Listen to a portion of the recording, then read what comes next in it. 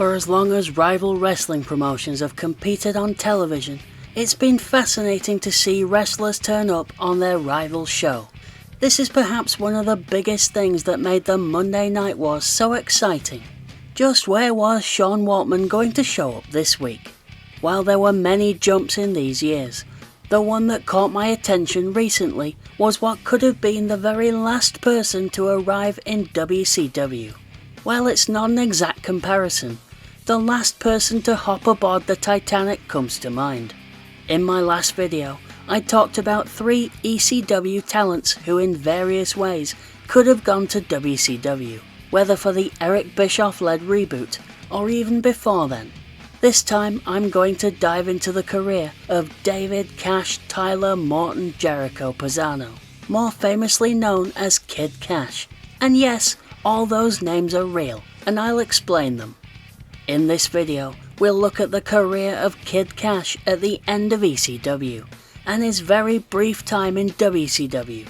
We'll also look at why he didn't get picked up by the WWF after the sale went through, in the words of the newsletters and Kid Kash himself. Normally the point of these videos is to focus on what the newsletters were reporting at the time, as historically this is where fans have gotten their information from. Quite often what the wrestler themselves says mostly aligns pretty well with what was written, but in this case not so much. I'll include the newsletters as I normally would, but I've also got a chapter at the end where I go into what Kid Kash has said in interviews, and I'd love to hear your thoughts in the comments. Before I get to 2001, here's a bit of backstory. It turns out that David Kash had actually worked for WCW previously, sort of. According to the man himself in an interview with Chris Van Vliet in 2023, Kash had wrestled a tryout match in the early 90s, but not as himself, or any of the names I listed earlier. In 94, Kash would begin wrestling as The Crow, directly inspired by the Brandon Lee film which came out in June of that year. Looking at this fan-filmed footage though, he looks more like Fantasio, the WWF's magician who lasted not very long at all. Kash explains that he actually tried out for WCW using that character, but nothing ever came of it. He doesn't go as far as to claim that he inspired Sting's transformation from blonde surfer into mysterious figure in the rafters, but he clearly wants you to think that he did. Not the Crow film itself, mind, that Kash was taking from. I'm not saying where he got it from, but I did a tryout for WCW under the whole paint thing. I noticed about 6 or 7 months later, he started changing his face paint. Once he eventually found the persona that he became best known for, Kid Kash was well regarded for his in-ring work in ECW, but it took him a while to find his feet and his name in the company. First wrestling as David Tyler, that being his real middle name, Kash made his ECW debut in late 1996, and would have a short run there from October to January. When you look at his record on sites like Cage Match and Pro Fight DB, Kash is listed as using a bunch of different names, including, but not limited to, Davey Morton, Davey Tyler, David Jericho, and even David Morton Tyler Jericho. He would even use the name David Pisano when teaming with Little Guido as a play on the word Paisano. Kash explains to Chris Van Vliet that originally he used the name David Jericho, inspired by a car ride with one of his trainers, Ricky Morton of the Rock and Roll Express. The two would drive past the Jericho Shrine Temple in Bluntville, Tennessee, which gave him the idea. No longer able to use this name because of the success of Chris Jericho, Kash says that Tommy Dreamer gave him a new name, Davey Morton, in reference to Ricky. His name changes from then on seem to have become a running joke, and one that the fans were in on, as they would chant, "What's your name?" Upon returning to ECW in June 99, David Kash would use his real name for a few months.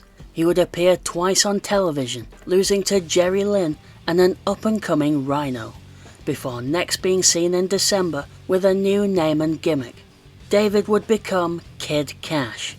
As far as the look and the gimmick, Kash explains that he had no idea who Kid Rock was, as it wasn't his type of music, but Joey Styles kept telling him about the striking resemblance. While Kid Rock had been around putting out music for most of the decade, his '98 album Devil Without a Cause was released to massive success, and so why not take full advantage of that? Kash tells a specific memory of being approached by Tommy Dreamer again, and being told to change his look. He walks by me and he goes, "Oh, by the way, you're no longer David Morton Tyler Jericho Pisano. Now you are Kid Kash." And he goes, "Start dressing like Kid Rock." So I looked over at Nova and asked, "Who's Kid Rock?" On the December 4th, 99 Hardcore TV, he and Nova would defeat Bo Dupp and Jack Dupp. In the early moments, Kash would really get to show his speed and in-ring style, which resembled that of a luchador. Later on, when assisted to the top rope by Nova, he does a massive dive over the ring post onto both of his opponents, and it's clear he's going to do well. As Joey Styles exclaims, "Kid Kash is money." From that point on, Kid Kash would be a mainstay of ECW.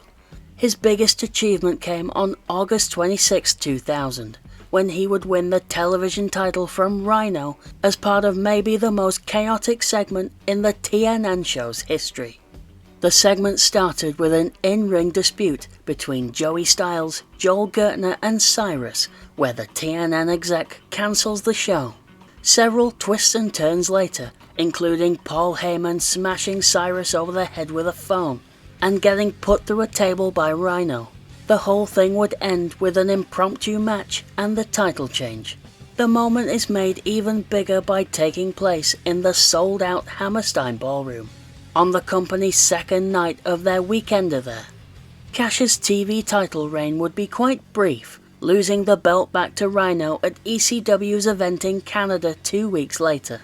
What's funny about this though, is that the match where Kash won the title aired on the September 8th TNN show, the day before he lost it in real life, but he'd actually been the champion for 2 weeks.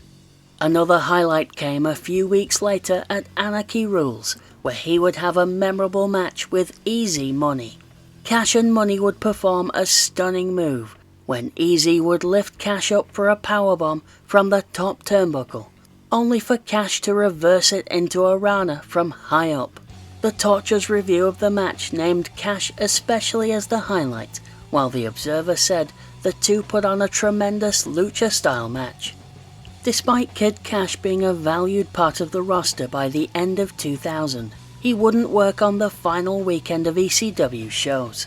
His last event for the company would be Guilty as Charged 2001, the last ECW pay-per-view from the Hammerstein Ballroom, where he and Super Crazy would team up in a three-way dance against the FBI, with both teams losing to Tajiri and Mikey Whipwreck. Kash would get the spotlight early on, including another massive dive onto a sea of wrestlers. He would get splashed by Big Sal, see what I did there, and pinned for his team quite early on. This would be Kid Kash's final appearance for ECW, and it seems that he might not have had the most pleasant route out of the company starting a couple of weeks before this. 2000 in general didn't end too well for Kid Kash. On December 15th at the Elks Lodge in Queens, he suffered a rib injury in a match with Just Incredible.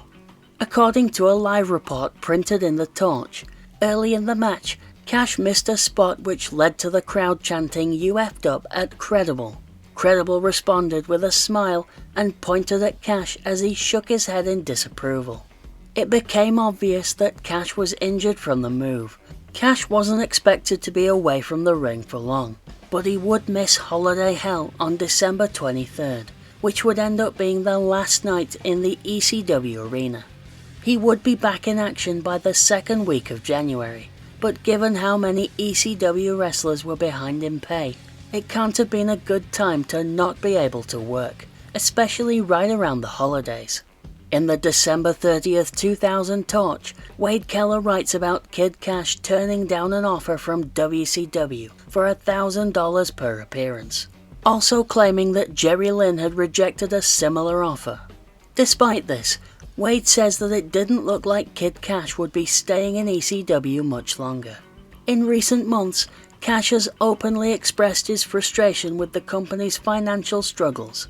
Even friends of Kash admit that he has a quick temper, which they believe could lead him to making a rash decision to leave ECW. It seems that this story appearing in the Torch made Paul Heyman furious, as in the following week's issue, Wade would print a retort from Paul from a telephone interview, in which he buried Kash and the Torch in general. I hope the Hurricane Ranas aren't affected by the door hitting him on the ass on the way out. Those who want to roll up their sleeves and make this thing work are more than welcome to stay. Those who don't should quit the and get the fuck out of the way. The tirade goes on quite a bit further, but ventures far off topic from here. With Kid Kash seemingly done with ECW and the future of the company uncertain, it looked like Kid Kash was free and able to look for work elsewhere. Fortunately for him, it seemed like there was somewhere he could go.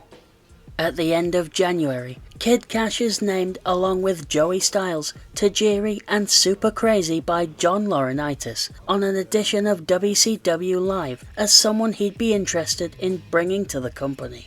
Not long after though, it sounds like his chances start getting narrower. In mid-February, Wade Keller writes, Terry Taylor was once high on Kid Kash's work, but is said to have soured on him due to his poor attitude. It wouldn't take long for more people to join Terry in his view, including Eric Bischoff, as the following week's issue would include a more detailed story. WCW scheduled a meeting with Kid Kash for February 19th, but it may have already been cancelled. Sources say Kash upset WCW officials by presenting them with a list of demands. One source reports that Eric Bischoff said he couldn't understand where Kash is coming from, since he doesn't have a pot to piss in. When you read about Kid Kash during this time, two things come up very often: praise for his matches and criticism for his attitude. That word comes up quite a bit, but it is vague. There are more stories from around his time in TNA, but to give you an example from the time this video is about, Kash had recently made no friends at Acclaim Entertainment, the company who made ECW's video games. On December 30th, 2000, a story in the Torch would say that sources close to Acclaim say that Kash was impossible to work with during the week plus he spent doing work on the forthcoming ECW video game. The sources described Kash as having a prima donna attitude and told him he would not be invited back to do similar work in the future. Wade then quotes ECW sources who said that Kash has gotten a big head since receiving a pay raise of roughly $1,500 per week.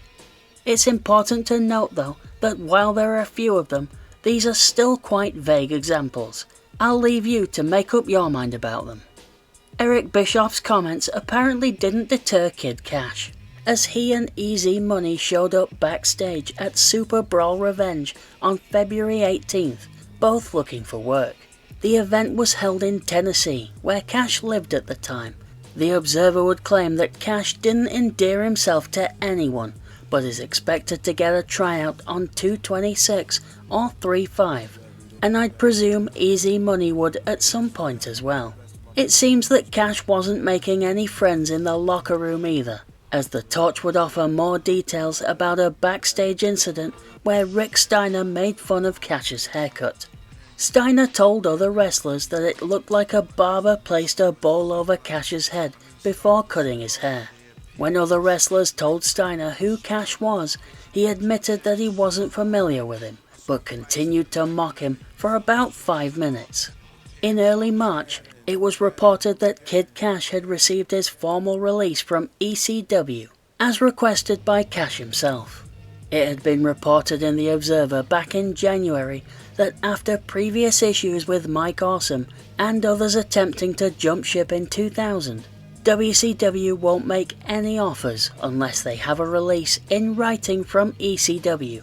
Talking in 2023 on the World of Kayfabe podcast, in an interview that I'll bring up again later, Kash describes trying to track Paul down to get a physical release. He adds, Even though the company went bankrupt, they still wouldn't sign me without that in hand. Despite the stories that were coming out about Kid Kash's behaviour, he clearly must have made a good impression on someone at Super Brawl, as it's also said that he and Easy Money are scheduled for tryout matches. Easy had already had a few matches as early as the start of March, but Kid Kash's tryout would eventually take place on the 12th in Knoxville, Tennessee.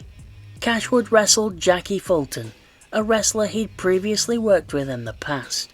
The Observer would claim that everyone was impressed with the match, though Fulton, who started wrestling around the same year as Kash, looked like the better of the two. After the show, Kash asked Johnny Ace if he would be offered a contract, but Ace claimed that he cannot hire anyone for at least 2 weeks. Remember this for when I get to Kid Kash's side, because the main thing that the two accounts vary on is whether or not he was ever actually signed. Also remember that there wouldn't be a WCW 2 weeks later. On March 19th in Gainesville, Florida, using just the name Kash, the former Kid would wrestle a match that would air on Thunder 2 days later. This would end up being the last ever episode of the show, going over 8 minutes, which makes it longer than many of the matches on the same night. He and Easy Money, now using the name Jason Jett, would have a match that was received very well. The two had had a memorable match at Anarchy Rules, and so it was a smart decision to put them against each other to make a good impression. Crowd was really into it again by the latter stages because of the work, or mainly the high spots. Unfortunately for both Kash and Jett, it wouldn't really matter how good a match they had, because less than a week later would be the final WCW Nitro. On March 31st, 2001, the torch covered the sale of WCW to the WWF. In one final note about Kid Kash, Wade Keller claims that he, Terry Funk and Easy Money weren't up for consideration along with the rest of the roster because they had been working for the company unsigned to contracts. Wade adds this ending note, which may not have left Kash and Easy feeling optimistic about their futures. Although WWF officials are high on the abilities of Kash and Money, there are a lot of concerns about their attitudes. Now I've covered the version that was in the newsletters, let's hear Kid Kash's side, which differs quite a bit in some ways.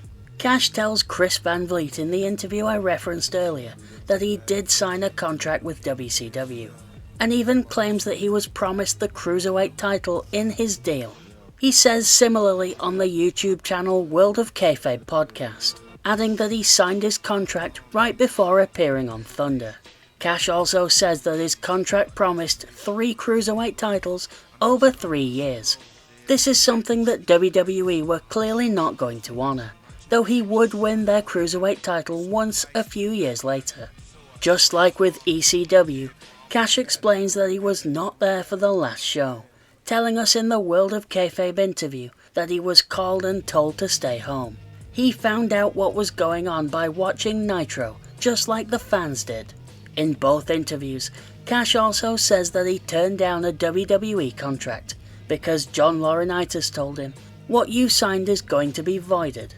He then says that Laurinaitis wanted him to take a pay cut and move to Cincinnati to work for Les Thatcher's Heartland Wrestling Association until they had a spot for him. When he asked how long he would be expected to work for HWA, Kash says that Johnny Ace told him, "You know how this business works. It could take 3 weeks, it could take 6 months, it could take 6 years."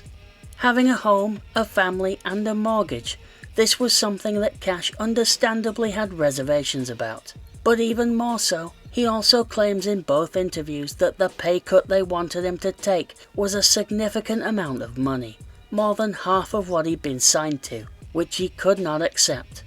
I suppose it would take some sort of pedant to look for a third interview to compare Kash's claims to, wouldn't it? In January 2022, Kid Kash would appear on Rene Dupree's podcast, and while his story is largely the same, he does add some things worth noting. In this interview, Kash says that he worked the Thunder match with easy money, and on that night, Laurinaitis hands him a contract. He then gets it checked by a lawyer, signs it and faxes it in. Kash then claims, "I was getting a WCW paycheck for about 2 months, and they hadn't called me, so I called them." He then says they responded by inviting him to Nitro in Panama City Beach. "We're going to bring you in, and we're going to start running you for the Cruiserweight title." While it sounds like Kash is saying that he lived 2 months within the span of a week from his Thunder match to the last Nitro, he likely meant that he heard nothing from WWE and kept receiving paychecks until May. This would line up with comments that Jim Ross made in his Ross Report column on WWF's website, that he had finished meeting with all the WCW talents they were bringing in around the 18th of May. Kid Kash also explains how the 3 Cruiserweight titles came about. Jimmy Hart, who he says was very helpful to him in his career, got that put in his contract for him. Kash told Chris Van Vliet, "Jimmy Hart did a lot for me in the business. He had the name where people listened if he suggested something, so he got me a lot of good work." I thought it was important to look further into Kid Kash's story, as it tells us something very interesting about WCW at the time. Whether they actually did sign him to a contract or not is sort of irrelevant, but what's more interesting is that the company was still looking for new talent right up to the very end, even in their final week. It goes to show how quickly things were changing daily, right up until the WWF's purchase was made official. Who knows what WCW would have been like if it had carried on. All we do know is that Kid Kash seemed hell-bent on getting those 3 Cruiserweight titles. Through Jimmy Hart, Kash would get brought in by his promotion, the XWF, for whom he would be the company's first Cruiserweight champion. From there, he would become one of the highlights of the early days of NWA TNA. He's still occasionally wrestling today, even teaming with his trainer Ricky Morton in 2024, and having a few matches last year. Even though Kash missed the last ECW show at what is now known as the 2300 Arena. To date, he last wrestled there in July 2024 as part of an Extreme team with Matt Tremont and fellow ECW original Pitbull Gary Wolfe. Kid Kash may have found what fit him towards the end of the company, but the mark he made can't be forgotten. Thank you for watching yet another wrestling channel. If you enjoyed this, please comment, like or subscribe.